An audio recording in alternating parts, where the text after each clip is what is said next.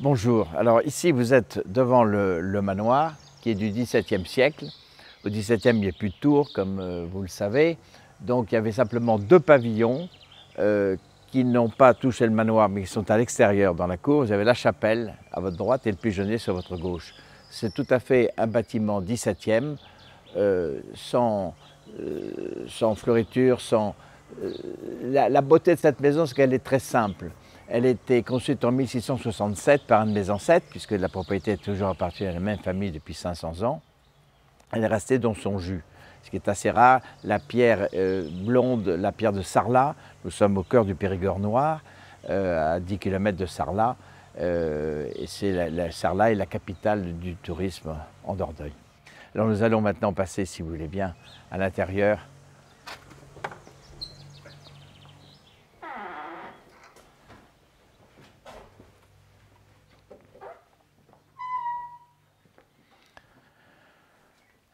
Alors vous êtes là dans le salon, avec une très belle cheminée. Cette cheminée, tout le manoir a été construit en 1667, vous avez la date qui est inscrite là, c'est une licorne, c'est l'emblème de la famille. Cheminée qui marche bien sûr, très bien. Et des meubles de famille, tous les meubles sont là, ont toujours été là depuis 300 ans. Rien n'a été ni vendu ni acheté, à part la télévision et le canapé, tout est resté dans son jus. C'est une grande pièce avec une très belle bibliothèque devant vous et des tableaux de famille de mes ancêtres. Des fauteuils Louis XIV avec la tapisserie d'origine, tapisserie d'Aubusson du XVIIe et des tableaux de famille. Comme celui-ci, Antoine de la Calprenède, seigneur d'Érignac et de Morival. Il était conseiller au Grand Conseil et directeur de la monnaie sous Louis XVI. C'est lui qui a créé les jardins du XVIIIe. Tous ces livres, je ne les ai pas tous lus, c'est en vieux français, mais c'est des manuscrits qui ont une certaine valeur parce qu'ils sont d'origine et ont toujours été là aussi. Alors maintenant, à la suite de ce salon, on va passer, si vous voulez bien, dans la salle à manger.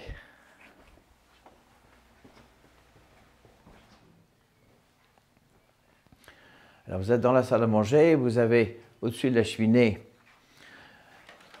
Gauthier Cosse de la Calprenède qui a construit le manoir lui-même, qui était écrivain de métier, qui a écrit un certain nombre de livres, dont un livre qui a fait fureur à l'époque s'appelait Artaban, et la fameuse phrase « être fier comme Artaban », ça vient de ce personnage. Alors les meubles sont les meubles Louis XIII, tout à fait classiques, des étains du XVIIe. Le sol est empisé, très périgourdin, il y a dans beaucoup de châteaux,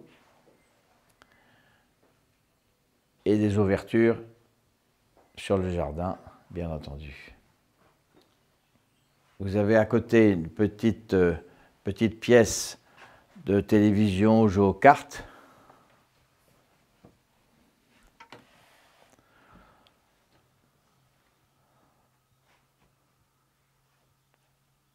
Toute petite pièce sympathique.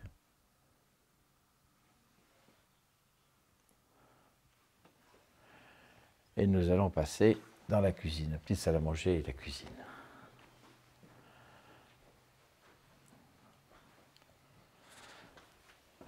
Voilà, vous vous trouvez ici devant la petite salle à manger pour le petit déjeuner principalement, tout en boiserie, et nous allons passer maintenant dans la cuisine.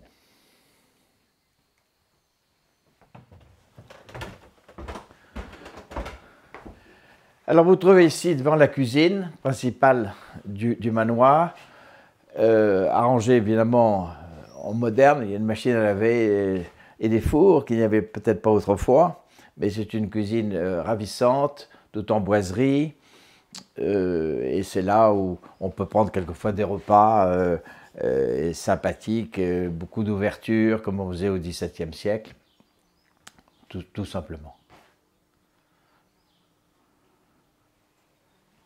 Eh bien maintenant, nous allons, après la visite de la cuisine, monter au premier étage pour visiter les chambres. Alors vous avez devant vous l'escalier qui monte au premier étage, tout à fait 17e comme on faisait à l'époque.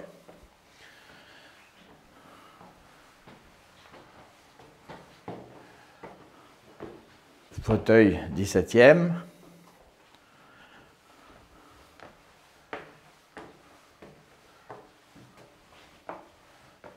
Là, vous rentrez dans ma chambre dans laquelle je suis né. Je suis né dans cette pièce et je mourrai dans cette pièce, j'espère. Donc, j'ai tout souvenir de toute ma vie dans cette maison. Alors, c'est une photo de mes parents, mon père à droite et ma mère à gauche. Et je vous parlerai tout à l'heure davantage de mon père, puisque c'est lui qui a créé les jardins, qui les a recréés il y a 50 ans. Et je vous raconterai cette histoire, elle est très intéressante.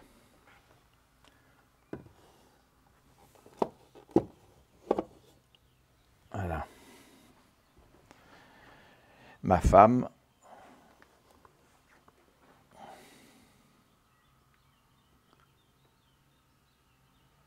Et mon fils, le dernier successeur. Ouais, mon fils qui a 25 ans aujourd'hui. Alors nous allons passer dans les autres chambres.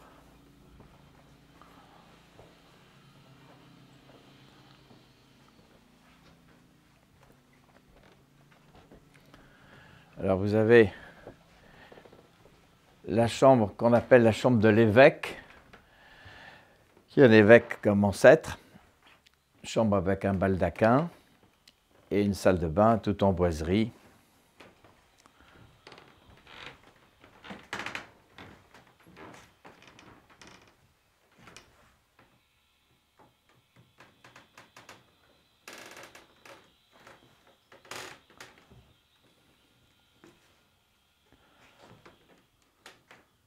Cheminée. Toutes les pièces ont une cheminée qui marche, bien sûr.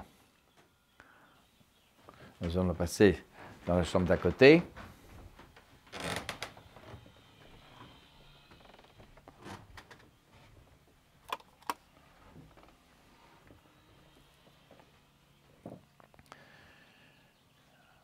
Une autre chambre, avec des portraits de famille, bien sûr, un tableau contemporain et une salle de bain tout en boiserie.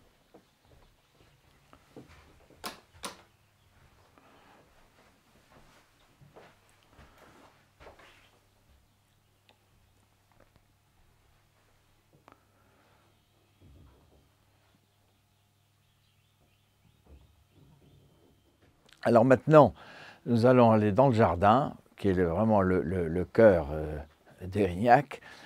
Toute ma passion, toute ma vie se consacre au jardin. Donc je vais tout vous faire visiter.